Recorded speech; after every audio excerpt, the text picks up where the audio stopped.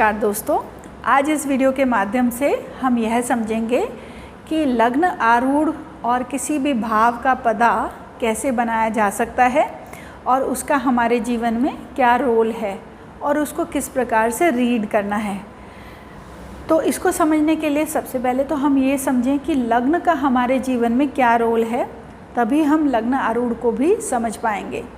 तो दोस्तों वीडियो के एंड तक जुड़े रहिएगा, क्योंकि आपको इस वीडियो में कुछ ना कुछ इम्पॉर्टेंट सूत्र ज़रूर देकर जाऊंगी।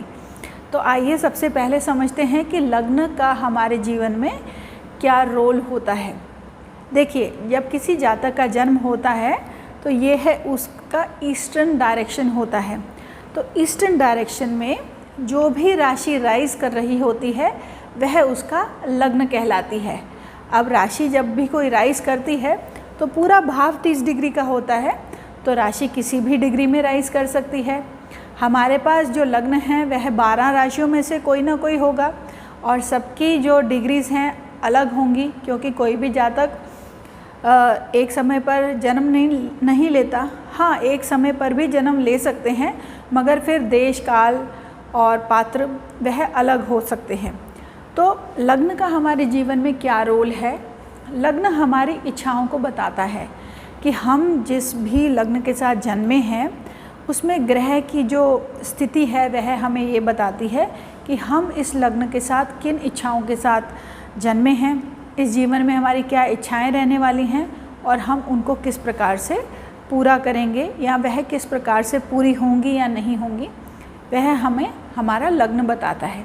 मगर उसके अलावा हमारे पास एक आरूढ़ लग्न होता है जो कि हमारी सोसाइटी के ऊपर क्या इमेज है उसको दर्शाता है।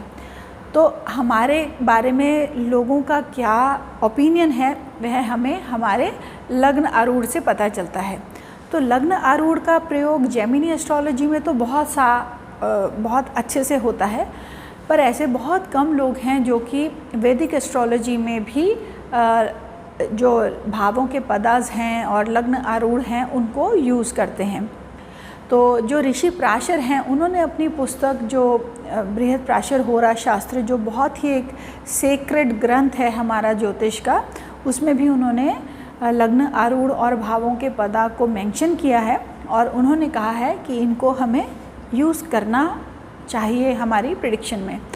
तो मैं आज आपको बताऊंगी कि ये कैसे बनाया जाता है और कुछ टिप्स देकर जाऊंगी कि इसे किस प्रकार से अंडरस्टैंड किया जाता है। तो आइए देरी ना करते हुए हम समझते हैं कि हमें लग्न आरूढ़ कैसे बनाना होता है। देखिए, लग्न आरूढ़ या लग्न पदा एक ही चीज़ है। पदा मतलब कि उसका जो है रिफ्लेक्शन किस भाव में पड़ रहा है। तो यदि यहाँ पर मैंने सभी भावों को नंबर दे रखे हैं रोमन लेटर्स में। मान लीजिए आपका वृषभ लग्न है, पहले भाव में वृषभ लग्न आपका राइज हो रहा है, तो हमको लग्न का आरूढ़ बनाना है, लग्न का पदा बनाना है। तो हमें यह देखना है कि हमारा जो लग्न का लॉर्ड है, लग्नेश है, वह कुंडली में कहाँ बैठा हुआ है। मान लीजिए लग्न का लॉर्ड तीसरे भाव में यहाँ बैठा हुआ है, शुक्र जो है वृषभ का लॉर्ड है वह यहाँ बैठा है। तो आपका पहले भाव का जो पदा होगा वह कैसे निकालेंगे?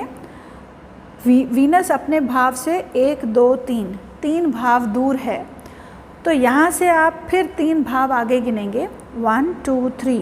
तो आपका लग्न पदा आपके 5th हाउस में बनेगा। तो आपको करना क्या होता है?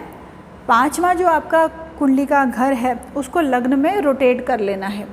प्लैनेट्स जिन राशियों में है वह उन्हीं राशियों में ही रहेंगे, मगर चार्ट आपका नए असेंडेंट का बन जाएगा, नए लग्न का बन जाएगा, जिसमें कि जो आपका 5वें भाव में राशि राइज हो रही है वह यहाँ आ जाएगी।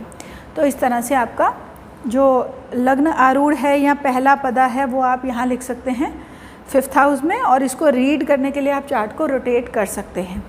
अब दूसरा उदाहरण, अब मान लीजिए कि आपका जो लग्नेश है वह कुंडली के 6ठे भाव में है, यहाँ वीनस बैठा हुआ है।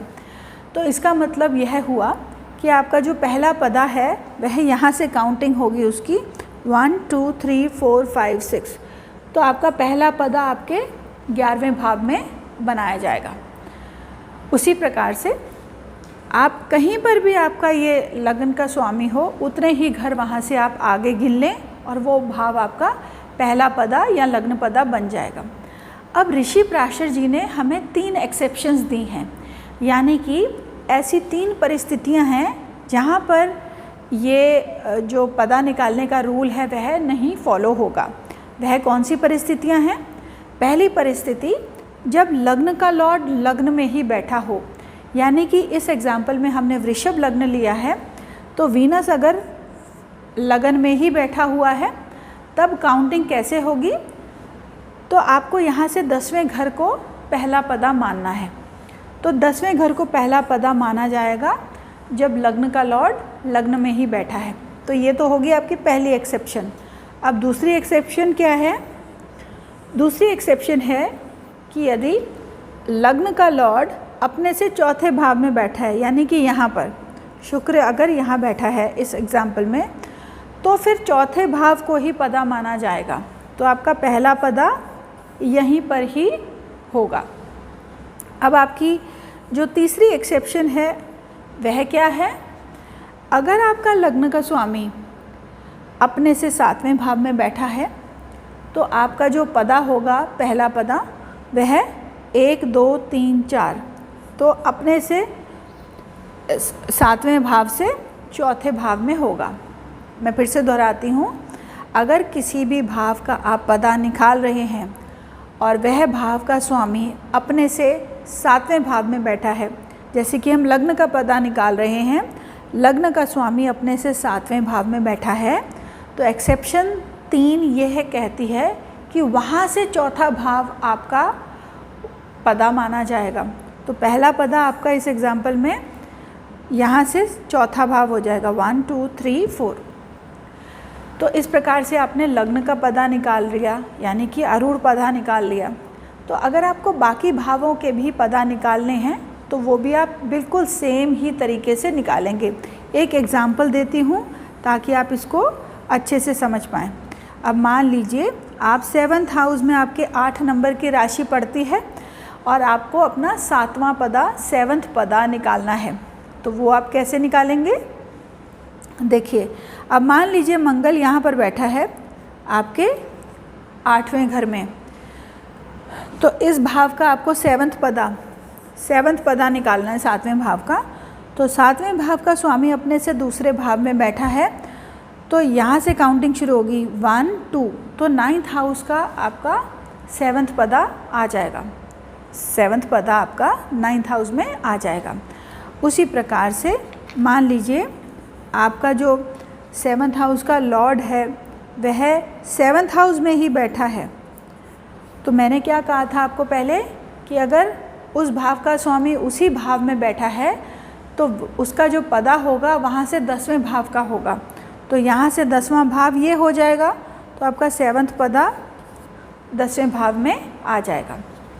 अब एक्सेप्शन नंबर 2 क्या थी कि अगर आपका 7th का लॉर्ड अपने से चौथे भाव में बैठा है, यानी कि 1 2 3 4, यहाँ पर 7th लॉर्ड आपका अपने से चौथे में बैठा है, तो एक्सेप्शन क्या थी कि 4th लॉर्ड 4th में हो तो उसी भाव को ही पदा माना जाएगा।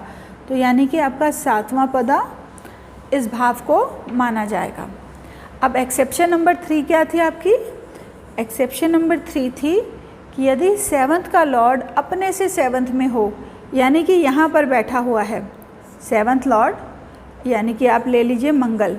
अगर आपका मंगल 7वें घर में बैठा है यहाँ पर, तो आपका इसका 7th पदा कहाँ से निकाला जाएगा? यहाँ से चौथा भाव 1 2 3 4, तो इस भाव में आपका 7th पदा बन जाएगा। तो दोस्तों, आपने आज लग्न पदा और 7th पदा और किसी भी भाव का पदा किस तरह से निकालते हैं उसका आपने एक डेमो देखा। जैसे 7th पदा निकाला है वैसे ही बाकी भावों का सेम तरीके से पदा निकलेगा, और ये 3 एक्सेप्शन आपको अपने माइंड में रखनी है। अब हमारे लग्न पदा का रोल क्या होता है, आइए उसको समझते हैं। जैसे कि मैंने बताया कि लग्न पदा यह बताता है कि आपकी सोसाइटी में इमेज कैसी है। तो लग्न पदा में अगर मान लीजिए आपका लग्न पदा केंद्र के भावों में है, त्रिकोण के भावों में है, तो आपके लिए बहुत ज़्यादा शुभ है। अब आपने लग्न पदा आपका किसी भी भाव में आया, आपने उसको लग्नावत कर दिया, फर्स्ट हाउस में कर दिया, आपका पूरा चार्ट रोटेट हो गया, प्लैनेट्स जिन राशियों में थे वहीं रहे। अब अगर आपकी कुंडली में सेकंड हाउस में शुभ ग्रह बैठे हैं, जैसे जुपिटर, वीनस, मून, मरकरी, ये शुभ ग्रह हैं, अगर पहले पदा से दूसरे हाउस में आपके शुभ ग्रह बन जाएं, आ जाएं, तो ऐसे इंसान के पास धन बहुत ज़्यादा होता है, लोग उसे एक धनी इंसान की नज़र से देखते हैं। उसी प्रकार से यदि 11वें भाव में आपके कोई से भी ग्रह आ जाएं, तो आपके पास धन अच्छी मात्रा में होता है। मगर यदि यहाँ पर अशुभ ग्रह हों, जैसे मंगल, शनि, राहु और सूर्य और केतु, तो यह अगर यहाँ पर बैठे हों, सूर्य को आप काट सकते हैं, यहाँ पर यदि आपके अशुभ ग्रह बैठे हों, तो ऐसे में आपको जो इनकम है वह कुछ ऐसे सोर्सेज से होती है जिनको लीगल नहीं माना जाता है। तो आपके पास या तो कैश फ्लो ज़्यादा होगा, या फिर आपके पास कुछ ऐसे सोर्सेज से इनकम हो सकती है जो कि रिकॉग्नाइज्ड नहीं है। तो यहाँ पर जो भी ग्रह बैठा होगा वह भी आपको इनकम ज़रूर देगा, ऐसा आप अपने आरूढ़ लग्न से देख सकते हैं। अब आपको यह देखना है, आरूढ़ लग्न से यदि आपकी कुंडली में कोई ग्रह केंद्र में बैठा है तो उसको बल मिल जाता है, तो उस भाव से रिलेटेड आपको जो रिज़ल्ट्स हैं बहुत अच्छे मिलते हैं, और आपको उस ग्रह से रिलेटेड बहुत ज़्यादा रिकॉग्निशन मिलती है। अब जैसे कि मान लीजिए आपका पहले पदा से केंद्र में मान लीजिए आपका यहाँ पर बुध बैठा हुआ है, तो आपकी एजुकेशन बहुत अच्छी होगी। और यदि आपका यहाँ पर सूर्य बैठा है तो आपको एक बहुत सफल इंसान के रूप में देखा जाएगा। उसी प्रकार से मान लीजिए आपके यहाँ पर जुपिटर बैठा हुआ है, तो आपके जीवन में जो है एजुकेशन बहुत महत्वपूर्ण रोल अदा करेगी। तो दोस्तों, यहाँ पर पहले पदा से केंद्र में यदि शुभ ग्रह हों तो हमें काफ़ी ज़्यादा उन ग्रह से जो भी कारक होते हैं उनसे रिलेटेड हमें काफ़ी ज़्यादा बेनिफिट होता है। और उसके बाद आपको जो देखना है लग्न आरूढ़ से, एक आपको और टिप मैं देती हूँ कि लग्न आरूढ़ से आपको फर्स्ट पदा से, जिसको मैं आरूढ़ बोल रही हूँ वह फर्स्ट पदा है। अब आपको यह देखना है कि 7th पदा यानी कि आपकी पार्टनरशिप विद योर स्पाउस, आपकी जनरल पार्टनरशिप 7th पदा से देखी जाती है, और आपका आपके स्पाउस के साथ कितना लव और अफेक्शन होगा वह भी आप अपने 7th पदा से देख सकते हैं। अब आपके फर्स्ट पदा के यदि केंद्र में 7th पदा आ जाए, केंद्र यानी कि इन भावों में, या फिर त्रिकोण में आ जाए 7th पदा, तो आपकी अपने पार्टनर के साथ जो बॉन्डिंग है वह बहुत अच्छी होती है।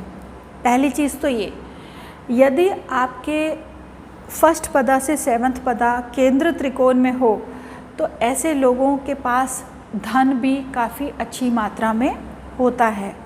मगर यदि आपका 7th पदा छठे भाव में पड़ता है लग्न पदा से, या 8वें भाव में पड़ता है, या फिर 12वें भाव में पड़ता है लग्न पदा से, तो ऐसे में हमें धन को संचय करने में, कमाने में बहुत दिक्कतें आती हैं। तो दोस्तों, यह कुछ टिप्स थी आपके लिए कि लग्न आरूढ़ से आप किस तरह से चार्ट को स्टडी कर सकते हैं। आने वाले समय में मैं इसके ऊपर एक डिटेल्ड वीडियो बना के आपको और सूत्रों के जानकारी दूंगी। अब तक के लिए धन्यवाद। चैनल के साथ जुड़े रहिएगा। वीडियो अच्छा लगे तो लाइक करके प्रोत्साहित करना मत भूलिएगा। धन्यवाद।